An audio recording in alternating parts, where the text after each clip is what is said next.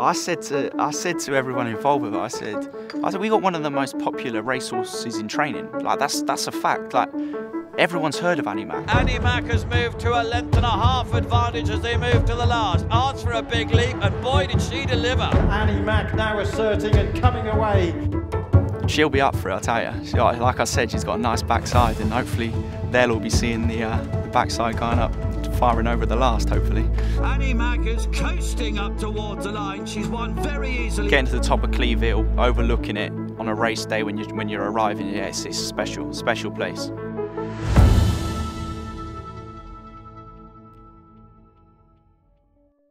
So my earliest memory here at Jackdaws, from a personal point of view, when I was 15, it was my birthday, and Jackie and Jonjo invited me up because they were family friends, and obviously I only live behind the gallops. I mean, we're just a couple of fields away, our family farm and everything, and I met AP McCoy for the first time then, and for me, and he still is, you know, he's a hero. He's the best to ever do it, in my opinion, an unbelievable jockey. And he gave me a birthday card that day. Oh yeah, like I said, I was only 15, and it was just very exciting. You know, I met a childhood hero, and I mean, that was my first memory of coming up to Jackdaws Castle, a very special day.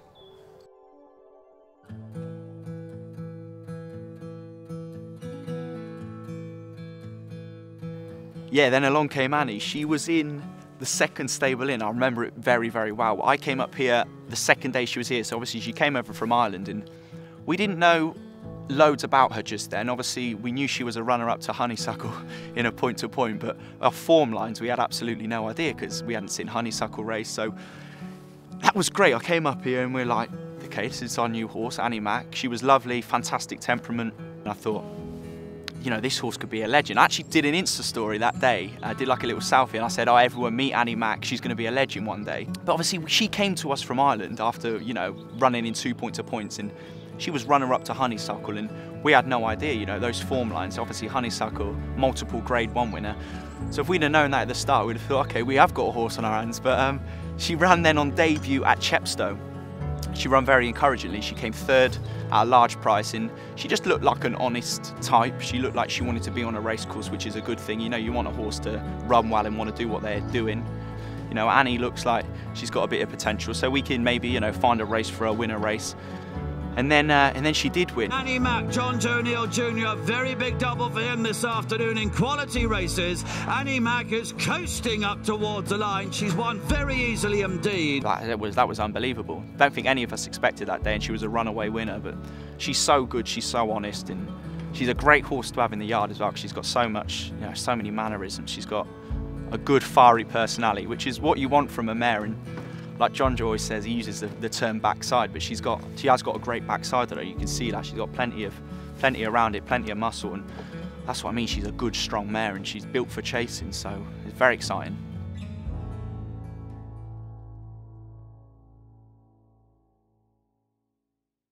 This is the second last. Annie Mc on the left. If you say run on the right, Annie Mc was just in front. Everlane's behind him in third place, and then Kenford Mallard. And now Annie Mc has moved to a length and a half advantage as they move to the last. I think the dream was always Cheltenham, but then they start winning, and she was beating good mares chasing as well. That was the exciting thing. She was beating, you know, Nichols mares, Henderson mares, and just the way she jumps those fences. I mean, you know, she's no mug, she's no slouch around there. And we kept thinking, okay, she's won. Annie Mc bounds over it successfully by 3 lengths and goes on to win with Jonjo O'Neill Jr.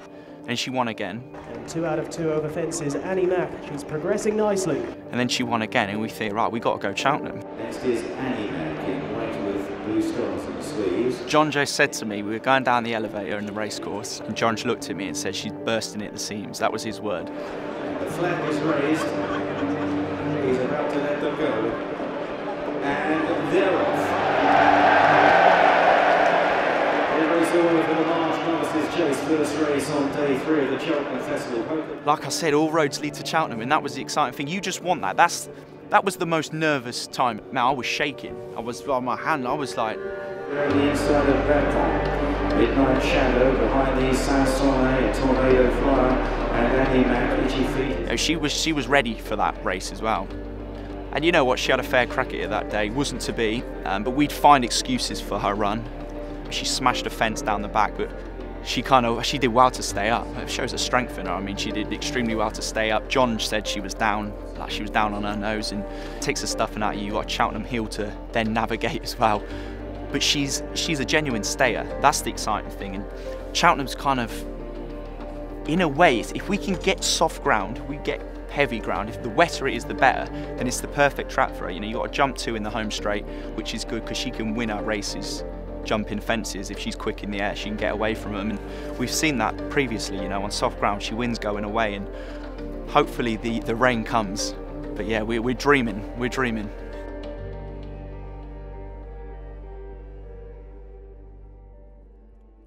I said to everyone involved with it, I said, we got one of the most popular racehorses in training. Like that's a fact. Like everyone's heard of Annie Mc, and people who aren't involved in racing, people who don't watch racing, know who Annie Mc is, and you know that's credit to herself because of her ability. And when she wins, it's a beautiful thing because everyone wishes you good luck beforehand, but the messages you get when she's performed and when she's won is like you think, God, this girl, like she's a real thing. You know, she's a big player, and it's just so nice for, you know, from day one of, you know, £22,000 purchase. I mean, if that's in a supermarket, I mean, you're walking in a supermarket, you're coming out with bread and milk for Annie Mc. That's the equivalent. If you're doing a full shop, you know, you're coming out with a gold couples. But she was literally, you know, like a bread and milk purchase from the supermarket. She was nothing. She weren't meant to be this good, but she is, and that's the thing, and that's all credit to her. Like that's her honesty, that's her willing, that's her dedication, that's her talent, and everyone sees that. And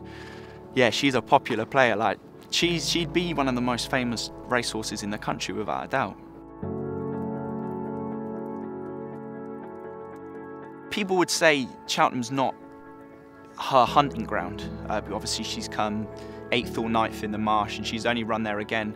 But she comes 6th in the Caspian Gold Cup, and I'll tell you, that's some performance. I mean, she beat the Paddy Power Gold Cup winner, and that's impressive. The horse which won that day was clearly very well handicapped. You know, that won by by half a track really. But the thing what Annie did special that day, she's beaten good horses, Outdancer as well, and she's just flown up that Cheltenham Hill. She stays, and she's so honest, and it's good to see. You know, we get her back out at Cheltenham, and if she's doing all the right things, that's encouraging because then that gives us something to, you know, to build on. We think, no, she ran an absolute blinder. We couldn't have been happier with her. She's ran a peach. Everyone after said, you know, she's ran an absolute blinder, and that's the beautiful thing. So, like I just said, in theory, Cheltenham's made for her. Cheltenham's made for her. She stays up that hill. If we can get the right ground, which is what she'll need, it's going to be a big factor come March, then, you know, fingers crossed. But like I said, Cheltenham's built for her left-handed, fences to jump, and I mean, fingers crossed she comes there swinging, and she'll have a couple to pass up the home straight, but I think she can.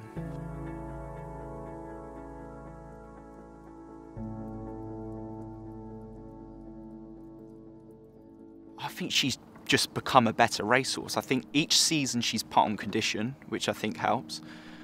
But like she now has told us that, you know, 2 mile forward at the minute is her trip. She's told us that, you know, she needs soft ground or heavy ground. The softer the better. And the way she performed last time out at Warwick was, I mean, that was special. We were very fortunate, obviously, to get the run in. We needed to get the run in. We don't want to run her too close to Cheltenham. I know she always needed that prep run, of course. She was due to run the weekend before. Obviously racing was abandoned at Huntington because of the weather, so thankfully we got the race in because they're obviously limited, these mares races, so we managed to get it in at Warwick, which was great, and that for me was our best performance. Zambella from Destiny Royale with 3 lengths between them. Annie Mc over in 3rd. And I just knew swinging in, I know she's going to stay all day on that ground. And Daryl Jacob was in front on Nigel's horse, and he kind of had a double handful. He looked in good stead, and I'm sure in running, you know, a lot of people would have rather been on his horse. But I was watching that, and I was just saying, just outstay him, girl. Like show him your staying potential. I just said, just outstay him, Annie, and that's exactly what she did. And yeah, she just jumped up. I've never seen a rounder jumping like it. She winged everything. I was like, yes, it was so good. I was shaking, you know. I was emotional. Annie Mc on the outside took it up from Zambella at the final fence. They've got 200 yards on the flat to go, and Annie Mc now asserting and coming away. I had a bit of a tear in my eye at one stage, and I was thinking, you know, this is exciting. we got a genuine contender. And like, she's a runner. She's going to be a player. And with everything forecasting with the weather, I mean, hopefully, you know, the ground will be on that softer side. And that's, I mean, that's all in the gods up there. But I'll pray each night in March leading up to it. But yeah, that prep run was brilliant, and that was some performance.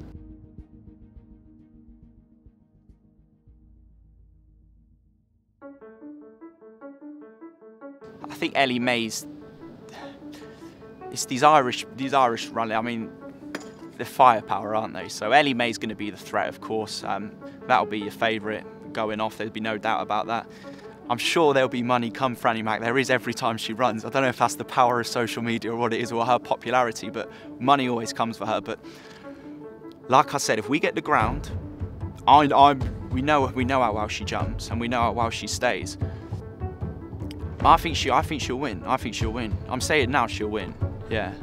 I think she beats the Irish horses. Yeah. I think she's the best chasing mare in the country. That's what I'm saying. So, like, you can bring them over from Ireland, and we'll have a crack at them, and she'll be up for it. I'll tell you. Like I said, she's got a nice backside, and hopefully they'll all be seeing the backside going up, firing over the last. Hopefully. The winner was #1, Annie Mac.